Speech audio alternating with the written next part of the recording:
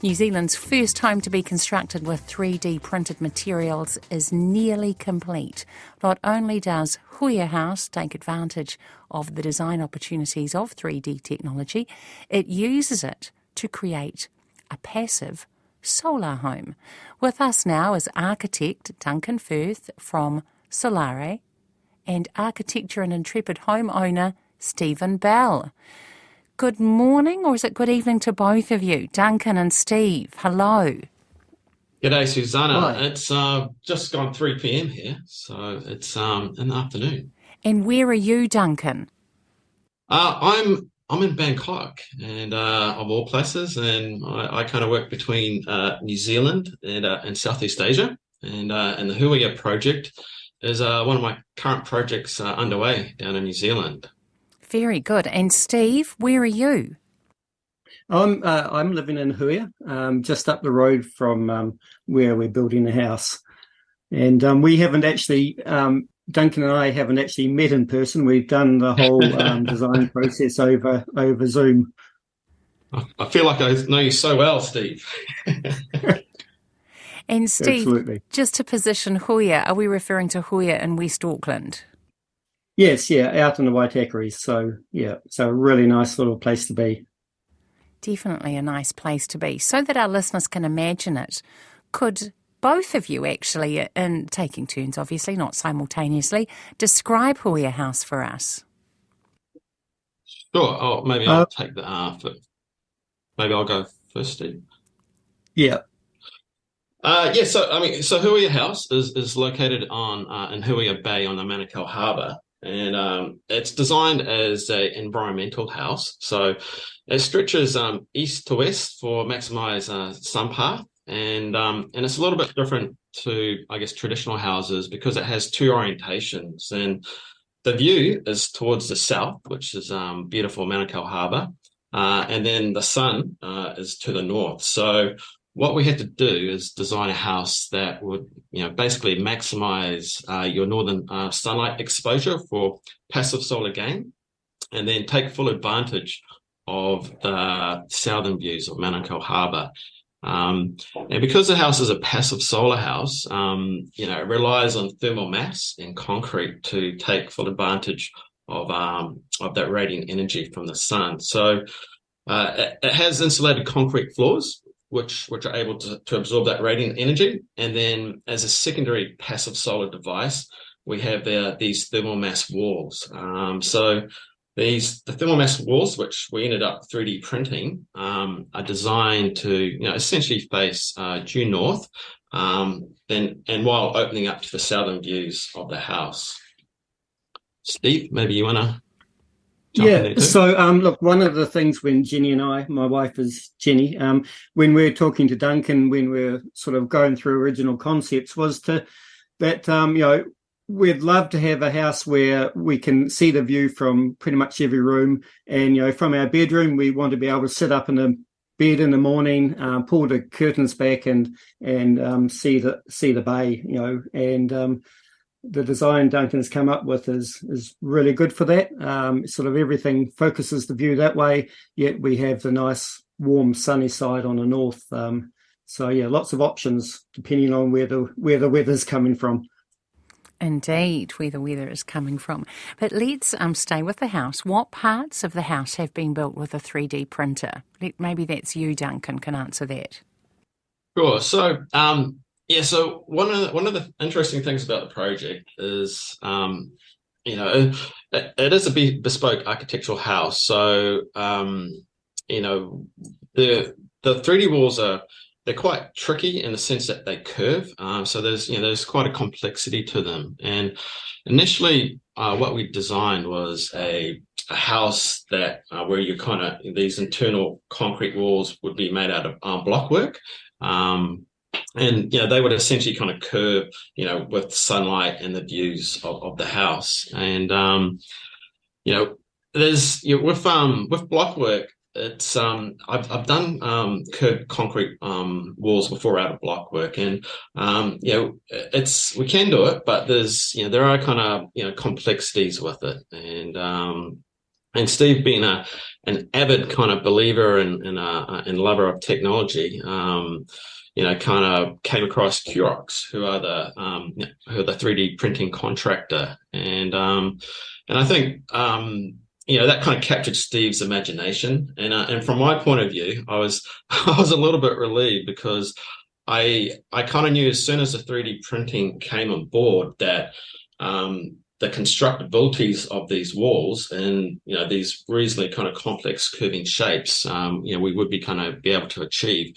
We still could do it with block work, but there's always issues with tradies and I guess defective kind of blocks. And but what the 3D printing aspect kind of presented was that it was essentially guaranteed that we could get these walls to curve, and then, as well as there was this whole other kind of avenue and textures, and we could print three-dimensional patterns on the wall. Steve, what drew you to the new technology? Yeah, so I'd been looking online at technology things, and the 3D printing was always something that I'd have a look through from time to time, and it seems like a great way to do things, and sort of a pretty logical way to do things. Just like 3D printing is used for plastic and prototyping things and building all sorts of things. It seems like something that had to happen eventually for building houses and parts of houses. And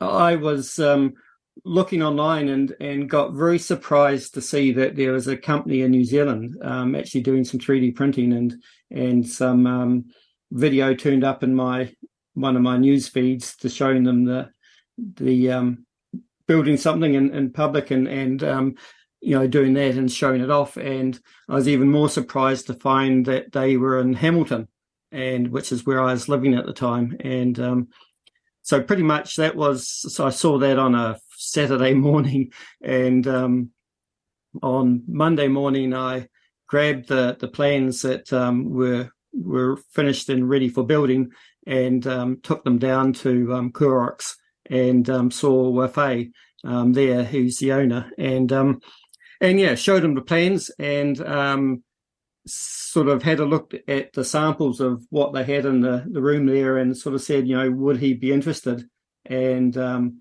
could he start early next year? That would be early in 2022. So had a good chat to him, and I think Wafaey got reasonably excited about the concept and the idea, and we sort of talked a bit more, and I guess we also talked about the fact that they hadn't done a project that big before, and in fact that he didn't believe anything in the southern anything that big had been done in the southern hemisphere yet. So we realised it was all pretty new stuff. And had you had a Zoom with Duncan before you headed down to Hamilton, or did you just think, let me talk to them first before I talk to the architect?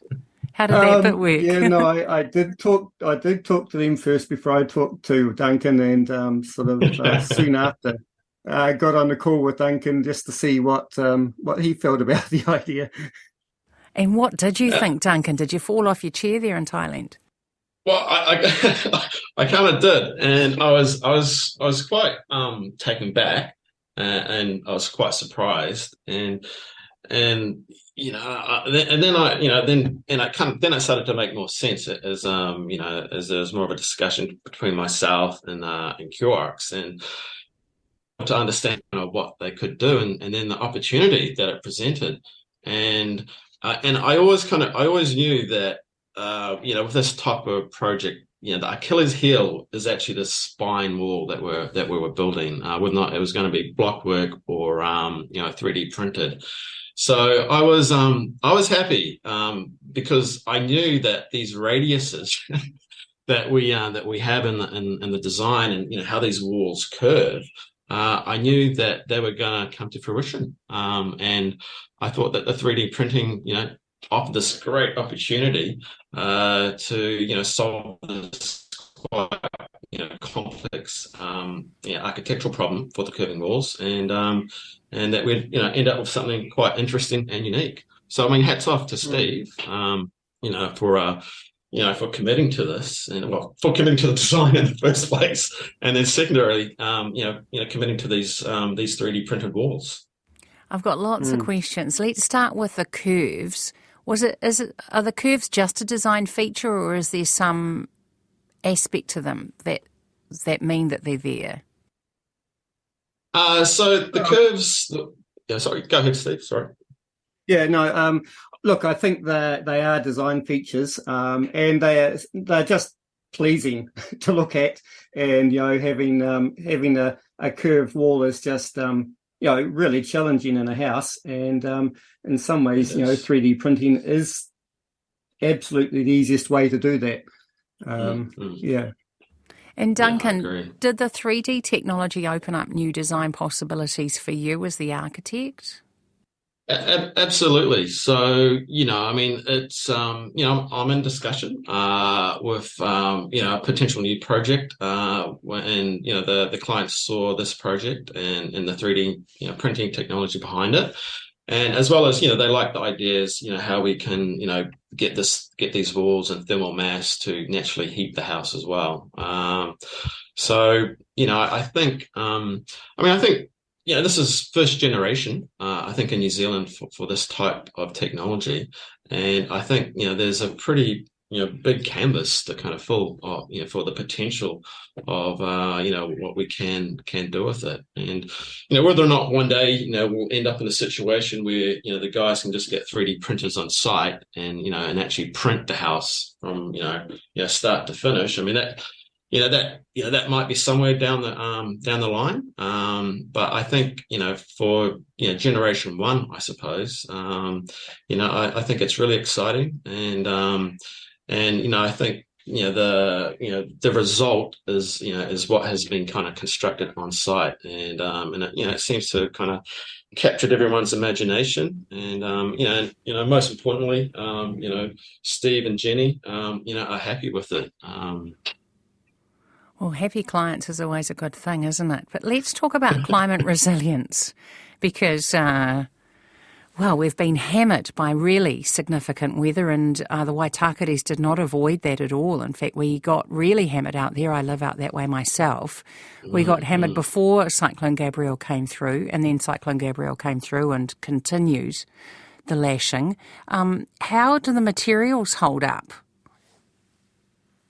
Who wants to go, Steve or Duncan? Steve, you go first. Yeah.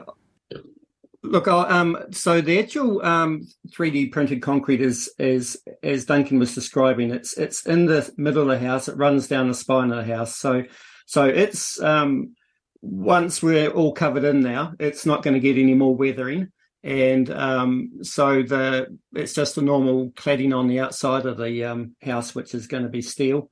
So that's not a problem, and all good. And it's from a weather point of view, it is that whole I guess warming of the walls in summer and keeping a very constant temperature around the year. And the other one that Duncan's designed in there is for summer when it's really hot, the way the air will flow through the house and cool it down naturally, which is another cool technique that he uses, which maybe you can talk about, Duncan. Go ahead, Duncan. Yeah, well, climate resilience is, obviously, top of everyone's mind at the moment. I do have some pretty distinct thoughts on this. And what it is designing buildings which engage with the environment and climate. And at the moment, I think we're kind of, as a society, we're kind of obsessed with technology. And our architecture, our buildings are essentially designed to resist the environment. And in saying that, there's lots of clever designs that are produced. But what happens is, we rely on technology, to solve heating and cooling problems, and then, complex cladding systems to solve weatherproofing issues. So, I think the thing with, Huia House is that, it is primarily designed to engage with the environment, and that's, through correct, orientation to seasonal sun path. The way that natural sunlight comes into the building and will passively heat the building. So, once it's built, that house, it's designed so that, during midwinter, the internal temperatures will range, on average, we're aiming for between 20 to 22 degrees, passively. And then the way that, your overhangs work. So, the way that the roof works is, it's designed to protect the facade from the sun and, from extreme kind of rainfall, that will kind of, potentially hit the house. And as well as, protecting, keeping it cool in summer, and allowing, optimal amounts of kind of, natural airflow to kind of move through the house. So that the house is designed so that, opens up for cross ventilation and stack effect. So stack effect, relies on hot air rising. And, as air kind of moves into the house, it heats up during summer. And then the way that we've designed it is so that, we have, top light windows located strategically through the house, which basically act as a natural exhausting system, and allows air to kind of, move through the house and cool it down. So, that the idea is that, the house engages with its, physical surroundings. And I think, moving forward with regards to climate resilience, I think, there's definitely a lot out there and a lot of, amazing stuff being built environmentally, but I think it's really designing stuff in architecture that, that really integrates with the environment and, and connects with it rather than resisting it. Indeed. Now, how about cost? How competitive is the 3D printed walls? Are they compared with a traditional build? So the design was around concrete blocks, and at the point when I went and talked to Wafaey, we had the estimate from the block layer for the building of it, and we came to an agreement of a price which was equivalent of that. So it was. There was lots of unknowns for them and for us and things like that. And with the risks of being first at something, so we agreed a sort of a fixed price, and it was pretty much equivalent to what a concrete blocks system would have been. Any challenges with the new technology? Things that you weren't expecting? Look, I'll leave that one. Yeah. Look, I think I'll leave that to you, Steve. Yes, there were. And there's quite a few challenges, and when you work in sort of technology areas and you're trying to get something brand new that hasn't been done by you or your company before, or in the case of this, by very many people before, then there's likely to be many things to learn. And there were some of those, and there was some things where the panels were printed in Hamilton and put on a truck, and the first set of panels didn't get past Taupori as before they cracked. So there's even that. So there's lots of things to learn, and but I think it's been very good for QOROX to have the opportunity to build something that size to do all those learnings and solve all those problems. So yes, so it took a bit longer than what we planned. And some of the other challenges were around like the building consent process, and making a change from something that they work with every day, which is concrete blocks, to something that they hadn't seen before. And even though that there was a brands, which is building testing people that test building technologies, even though the 3D printing had gone through that and being declared sort of equivalent, there was still sort of a risk aversion, I guess, amongst the building consent people, because they'd never seen it before. So yeah, there was a few extra engineers had to get involved to review it and get a report for them. So yeah, lots of little things like that that took a bit more time and things like that. So yeah. So when are you moving in, Steve? It should be late May, early June. It's still quite a bit. We're just waiting on our window joinery to turn up now, and so yeah. So we've got a wee while to go, and it's been a long process, really Steve. Moving in. It's been a long building process to get here. Yes, it has. With COVID, I mean, how long have we been building it now? It's been at least, this is probably the second year that we're on. It's so yeah, it's which was quite a surprise to all of us, but I think we're almost there. Yeah. Well, thank you very much, both of you, for taking the time and also just demonstrating how you've been able to collaborate without having met in person. We really appreciate talking with you both tonight. Thank you, Duncan Firth from Solarei, sitting in Thailand, and Steve Bell here in Auckland. Thank you both. All the best. Thanks for having us. Cheers. Thanks. Bye-bye. Bye.